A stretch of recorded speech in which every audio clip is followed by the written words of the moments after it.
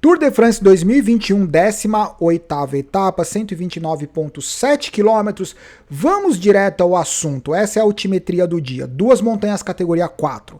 Sprint intermediário.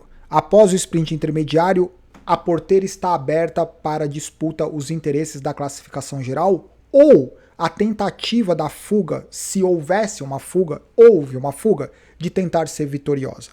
Pelo que nós estamos observando, eu acho que as equipes elas estão em uma grande dúvida no que poderia acontecer hoje. A chance de uma fuga ser bem sucedida ou não está diretamente ligada ou existe uma correlação grande com os interesses do pelotão. Se o pelotão ele não tem interesse em disputar a classificação geral, ele não está preocupado, o pelotão não está preocupado com quem está na fuga, isso aumenta e muito a chance da fuga ser bem sucedida. Agora, quando você tem interesses pela classificação geral, a última oportunidade na montanha de mexer na classificação geral, os pontos disponíveis para a consolidação da camisa branca de Pelotas Vermelhas, são muitos interesses para permitir com que a fuga seja bem sucedida. Agora, não é que o pelotão ele faria força para neutralizar a fuga. O pelotão teria uma dinâmica muito nervosa, o que possivelmente neutralizaria a fuga, a não ser que a fuga tivesse ciclistas muito fortes. O que não foi necessariamente o que aconteceu com a fuga em relação a ciclistas muito fortes. Vamos mostrar um pouco. Fuga com 4 ciclistas, incluindo o Alaphilippe, o Mohoric, que é esse que é o último ciclista. Em relação ao pelotão, o pelotão, como vocês podem perceber, Bahrein Victorious na frente para o Colbrelli, Jumbo Visma, Quick-Step, e esse é o Jensen da Bike Exchange, da equipe do Michael Matthews. Quem são os sprintistas nesse momento que podem fazer alguma coisa? Cavendish, obviamente, Michael Matthews e Colbrelli. Essa movimentação do Jensen, durante a transmissão ninguém sabia, porque ele acelerou, ninguém foi atrás. O pelotão se manteve exatamente nessa posição e ele ficava olhando, não dava para entender se ele estava esperando com que algum outro atleta viesse com ele ou se ele não estava acreditando que ninguém iria persegui-lo. Resumo da história. O Jensen fez a movimentação, saiu do pelotão, não atacou, não fez nada, ele simplesmente saiu pedalando um pouco mais forte, foi abrindo do pelotão, ninguém veio atrás, resultado, ele grudou na fuga que eram de 4 ciclistas e agora são 5 ciclistas. Alaphilippe, Perichon, Mohoric, Jensen e Bennett, não Sam Bennett. O que acontece com essa fuga? Principalmente o Alaphilippe, da Quick-Step. Você aumenta o número de ciclistas na fuga, que vão passar pelo sprint intermediário, e você diminui os pontos disponíveis para os sprintistas. No caso, o Colbrelli, o Michael Matthews e o Cavendish. Então, talvez, principalmente Julian Alaphilippe, ele estava ali porque a The Kine Quick-Step ela está fazendo o possível e o impossível para ter certeza que o Cavendish, que as chances do Cavendish de ganhar a 35ª e a 36ª etapa, que essas chances sejam as maiores possíveis. Então, fuga com 5 atletas, a Bike Exchange ela tinha a obrigação, o dever ou o interesse de puxar o pelotão para tentar fazer alguma coisa para o Michael Matthews. A fuga passou no sprint intermediário. Quem foi o atleta que passou em primeiro no sprint intermediário? Julian Alaphilippe. Quem trabalhou mais na fuga? Julian Alaphilippe. Por que ele trabalhou mais na fuga? Justamente para dar um recado para todo mundo que estava na fuga. Não se preocupem, eu vou trabalhar mais, mas não me ataquem, porque eu vou ser o primeiro a passar no sprint intermediário, porque daí ele coleta o maior número de pontos, 20 pontos, e na verdade a fuga coletou os 5 primeiros pontos distribuídos, e isso diminuiu os pontos disponíveis para o pelotão. Mesmo assim, quando veio o pelotão atrás, quando a equipe está com a moral alta, quando o ciclista está com a moral alta, é muito difícil segurar o cara, porque ele tem o componente da equipe, a união da equipe, mais a motivação, mais a segurança, mais a estratégia. No final das contas, o Cavendish ele passou sexta colocação, sétima colocação para a Quick Step e o Michael Matthews acabou, eu nem sei, na nona ou décima colocação deve ter acumulado 3 ou 4 pontos. Faltando 45 km, resolvido o sprint intermediário, a camisa verde mais do que nunca do Cavendish, agora é uma questão de conquistar ou não a 35ª, 36ª vitória, isso é assunto para amanhã. Miguel Ángel Lopes, da Movistar, primeira movimentação importante do Tour de France, da mesma velocidade que ele foi, ele voltou. E foi mais ou menos isso que aconteceu. Enquanto isso, lá na cabeça do pelotão, o Mohoric e o Alaphilippe, eles largavam os companheiros de fuga, especialmente por conta do ritmo do Mohoric. O Mohoric estava com o ritmo muito forte, o Alaphilippe e o Mohoric, eles conversavam muito. Não sei se conversavam para ajustar o ritmo, para ser mais forte, para administrar. O microfone não estava aberto, então não dava para entender. Hoje a Ineos foi para frente, então provavelmente já estava treino planejado, quer dizer, competição, etapa planejada, etapa executada. Na etapa de ontem, muito prematuramente, o Theo Goggenhardt e o Kwiatkowski, especialmente, eles ficaram no grupeto, mas no começo da etapa. Isso queria dizer que ou eles estão doentes e eles vão abandonar o Tour, ou eles estão se poupando o máximo que eles podem para fazer algo especial na etapa seguinte. Se nós, como espectadores, a gente presta atenção nisso, imagina as equipes adversárias que estão ali próximas do cara. Obviamente, eles sabiam que 2, 3 atletas da Ineos, eles estavam mais descansados e que eles iriam fazer algo. E realmente hoje eles colocaram um pace muito forte. O Miguel Ángel Lopes e o Nairo Quintana, que vocês estão vendo ali aqui pertinho de mim, eles, da mesma velocidade que eles aceleraram, o pelotão nem mudou o ritmo, mas era um ritmo muito forte imposto pela Ineos. Esse foi um print que eles conversavam muito, o Julian Alaphilippe e o Mohoric. Eu não sei o que eles estavam conversando. Enfim, teve um dia que o microfone estava aberto, daí deu para mostrar os dois atletas da fuga, eu até comentei no vídeo, eles comentando, falaram assim, não, vamos segurar, e daí nos 40 km finais a gente faz o nosso melhor e etc. Provavelmente eles estavam conversando sobre alguma estratégia.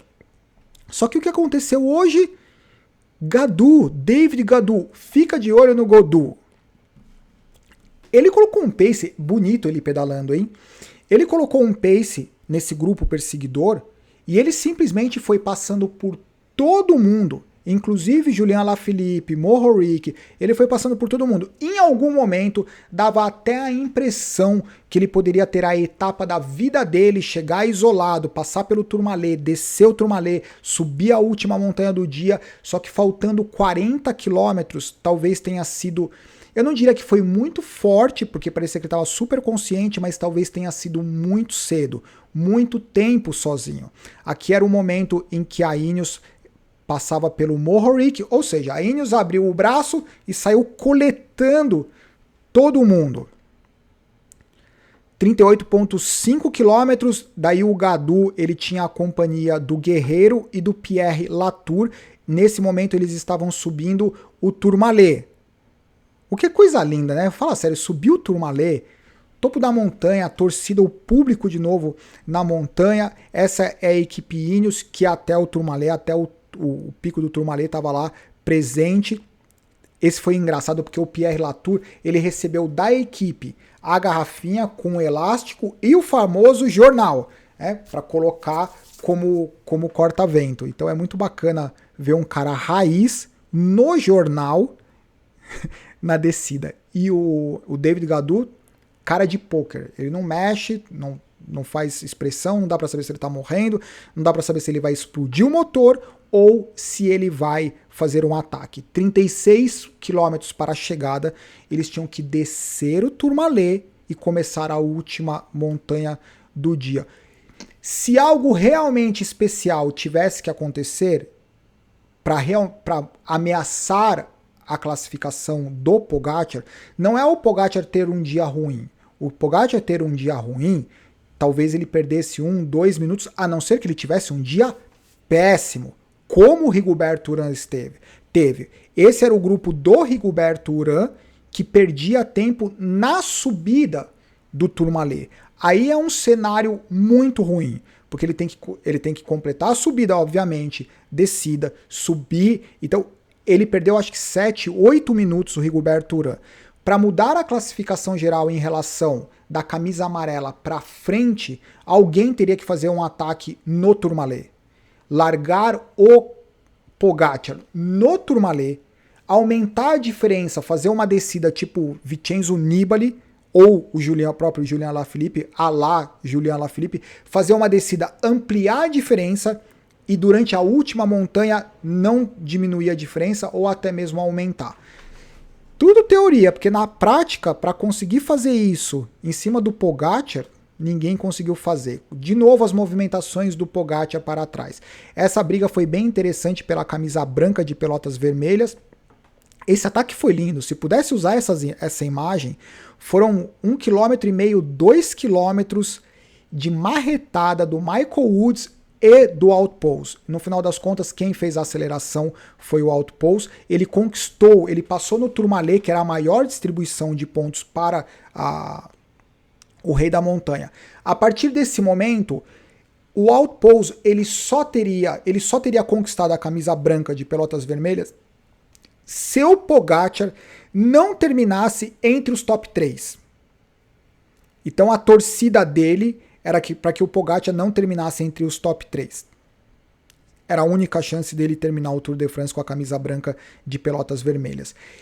15 quilômetros para o final, eles estavam na última subida do dia. A Ineos continuava com atletas. Ali acho que é o Mohoric que continuava no pelotão da camisa amarela. Ele sobrou da fuga, conseguiu ficar no grupo da camisa amarela, o que é algo raro. Geralmente quando o cara sobra da fuga, quando o pelotão passa, o cara explode o motor e vai lá para trás, mas ele se segurou ali no grupo do camisa amarela.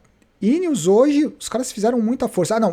Desculpa, a última subida são 13,3 km. Ali estavam numa subidinha, mas não na subida, na parte categorizada, na parte cronometrada. 13,3 km, média de 7,4%. Luz Ardiden. Quem tá aqui? Ineos, o Van Aert estava ali. Esse é o Outpost com a camisa branca de pelotas vermelhas, sofrendo e na torcida de que o Pogačar não terminasse entre os top 3 para continuar usando essa camisa. A Ineos, o único atleta que sobrou da Ineos foi o Castroviejo junto com o Carapaz. O que aconteceu? Alguns momentos antes dessa imagem, o Rafał Majka, que é esse ciclista da frente, gregário do Pogačar, ele passou um rádio. O que eu faço? A Ineos, o trem do Thomas está muito devagar. Posso acelerar? Daí o rádio. Pode acelerar. Dá na cabeça do trem do Thomas. Eles aceleraram. A Ineos estava colocando um ritmo muito forte. O Rafał Majka acelerou e colocou o pace, deu na cabeça do trem da Movistar, do trem da Ineos. A partir do momento que ele fez isso, em geral, o Rafał Majka, quando ele vai para frente, quando ele é o último ciclista, ele não fica muito tempo, mas ele coloca um ritmo muito forte e abre. E daí o Pogačar coloca um ritmo ainda mais forte. Daí são detalhes que eu particularmente eu fico impressionado. A Ineos já estava com o ritmo forte. O Rafał Majka foi para frente, aumentou o ritmo. O Rafał Majka abre e o Pogačar aumenta ainda mais o ritmo. Simplesmente sem explicação. Quando o Rafał Majka abriu, que ficou o Pogačar acelerou. Quando o Pogačar acelerou, estão vendo que está o Pogačar, o Castroviejo, o Carapaz, Vingegaard, Sepp Kuss e Enrico Mas. Quando o Pogačar acelerou, coitado do Castroviejo, do jeito foi o Pogačar acelerando, o Castroviejo indo pro lado, tipo, eu não tenho nada a ver com isso. Carapaz, vai aí, eu não tenho, nem me chama. Eu não quero saber, eu não quero fazer parte disso. Final das contas, eu tenho poucos prints, mas o resumo da história é: o Pogačar, ele tá é uma superioridade tão grande que não dá para identificar um ponto de fraqueza dele. Dentre esses atletas, o que eu fiquei surpreso foi o Henrico Mas. Porque o Henrico Mas, ele foi o que, a cada aceleração, era o que mais sobrava. Mesmo sendo o que mais sobrava, desse quarteto, era o que aparecia na frente, tentando fazer acelerações novamente. Antes desse momento, teve uma colaboração do Sepp Kuss. O Pogacar foi para frente. O Sepp Kuss, ele conseguiu acelerar, ir para a frente do Pogacar e tentar colocar um ritmo. O que os comentaristas disseram? E geralmente esses comentaristas, eles estão lá, eles conversam com os caras e etc. E além de serem ciclistas, comentaristas há décadas, e os caras, eles conhecem as características. Parece que o Vingegaard, ele sofre muito com essa variação de aceleração. O Vingegaard é o tipo de ciclista que ele fala, pode colocar o ritmo o quanto forte você quiser, desde que seja constante. Eu não consigo lidar com as oscilações de aceleração, que foi o que aconteceu na etapa de ontem. Então, quando o Sepp Kuss ele foi para frente hoje, ele colocou um ritmo extremamente forte, mas constante. Só que não foi o suficiente para segurar a ansiedade, não é ansiedade a palavra, não foi o suficiente para segurar o motor do Pogacar, porque é muito motor, tá sobrando muito, tá todo mundo sofrendo e o Pogacar com a marreta giratória girando, ele nem olha, ele não quer saber em quem vai pegar, não quer saber qual que é o tempo da classificação geral, ele tem uma vantagem que ele poderia simplesmente marcar o Carapaz e o Vingegaard e ficar olhando de espectador. Olhar de espectador, eu vou pegar minha marreta, eu vou sair girando e sair de perto que eu vou fazer todo mundo voar. Foi isso que ele fez. Marreta giratória, cruzou a linha de chegada em primeiro, Vingegaard deve estar birrento com o Carapaz, deu na cabeça do Carapaz de novo, e o Henrico Mas, quarta colocação. Henrico Mas. A entrevista, eu coloquei no Instagram, quem tiver curiosidade, foi tão bacana, nada como uma entrevista no calor da emoção com um certo nível de hipoglicemia. Pogacar, você tem se mostrado super forte, você está forte, consistente, você não mostrou nenhum sinal de fraqueza, talvez você esteja com a sua cabeça voltada para o contrarrelógio, você está preocupado com o Vingegaard? Ele meteu na lata, ele pensou um segundo e falou assim, preocupado? Porque eu deveria. Não, na verdade ele falou assim, porque eu deveria. Daí foi engraçado que ele ficou sem graça da resposta que ele deu, porque ele percebeu, ele não foi intencional. Sabe quando você, eu acho que ele fica surpreso, até ele fica surpreso com o quanto superior ele tá. Porque na verdade a resposta dele não foi ofensiva, não foi pejorativa, mas foi natural. Na cabeça dele, ele não tá preocupado com ninguém. Por que ele deveria estar preocupado com o Vingegaard? Ele tem uma diferença de 5 minutos. Ele tem o contrarrelógio, se não, com certeza melhor, se não melhor, igual. Se ele tiver um péssimo dia, talvez ele perca 30 segundos. Mas não 5 minutos. Então a resposta imediata dele foi, por que eu deveria? Ele tá assim, ele sabe disso, que ele tá em outro planeta. Posso tocar num assunto que eu acho que, se eu não tocar, parece que eu tenho uma venda, que é a história do doping, não sei o que, daí parece que durante a transmissão eles compararam com os números do Lance Armstrong, e eu concordo que isso talvez tenha sido uma alfinetada, porque, obviamente, para o Tour de France, o Lance Armstrong ele foi apagado da história, literalmente. Se você entra no material oficial do Tour de France, o Lance Armstrong ele não aparece como vitorioso, ele não aparece, ele não existe. E eu não sei qual foi o contexto, mas se houve essa comparação da performance do Pogacar com o Tour de France, é uma agulhada. Agora, eu fico imaginando o seguinte, se o Pogacar ele está dopado, não é uma questão de doping, é uma questão política. Porque se você pegar o defensor do título do Tour de France, ele já recebe a atenção natural da mídia, do doping, etc. Daí você tem o defensor do título com uma performance fora do normal e continua sendo fora do normal. Caso fosse um caso de doping tão escancarado, eu acho que num determinado momento, as pessoas envolvidas com isso, elas falariam, eu falei assim, ei, calma, você vai chamar muita atenção, para de fazer isso, marca os caras. Não dá pra você ficar ganhando. Então assim, se você olhar a performance isolada e criar um paralelo com o histórico do ciclismo e o histórico com a relação do doping, é de levantar uma bandeira gigantesca vermelha. Agora, se ao mesmo tempo, se a gente imagina que o sistema é sério, e eu tenho minhas dúvidas de que o sistema é sério, se o sistema fosse sério, ou se ele é sério, é difícil imaginar que o cara ele se colocaria ele ia se expor de uma forma tão escancarada, né? Então, por isso que eu gosto de acreditar que não. Eu coloco a minha mão no fogo por alguém? Não. Simples assim. Em relação à classificação do dia, Pogacar, Vingegaard, Carapaz, Enrico Mas, Martin, louco, Sepp Kuss, Higuita, a gente falou muito pouco do Higuita, e o Higuita tá ali, né? É que perto da performance do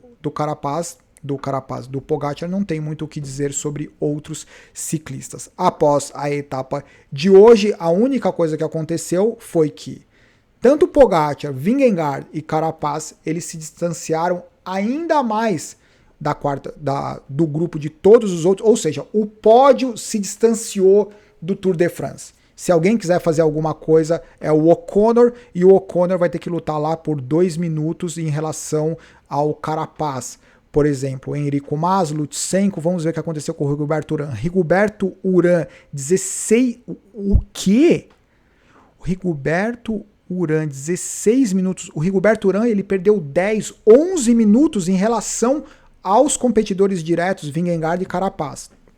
Realmente incrível. Um dia na montanha, um péssimo dia para esses caras, até o dia ruim dos grandes nomes do ciclismo, eles são diferentes do dia ruim de ótimos ciclistas, mas que não são grandes vencedores de grandes voltas. Os grandes vitoriosos de grandes voltas, como o mais recente, o Primož Roglič, o cara tem um dia péssimo ou o adversário tem um dia muito bom, o cara perde 1 minuto e entra na história. Mas dificilmente a gente vai observar um cara perder, por exemplo, 11 minutos. É difícil imaginar em que situação que o Pogacar ele perderia 11 minutos. Eu acho que ele perderia 2, 3 minutos, mas 11 minutos talvez seja um pouco difícil de imaginar. Eu acho que é isso em relação ao Tour de France 18ª etapa. Amanhã com certeza as expectativas são em relação à 35ª vitória do Cavendish. Vamos ver o que acontece. Abraço, tchau.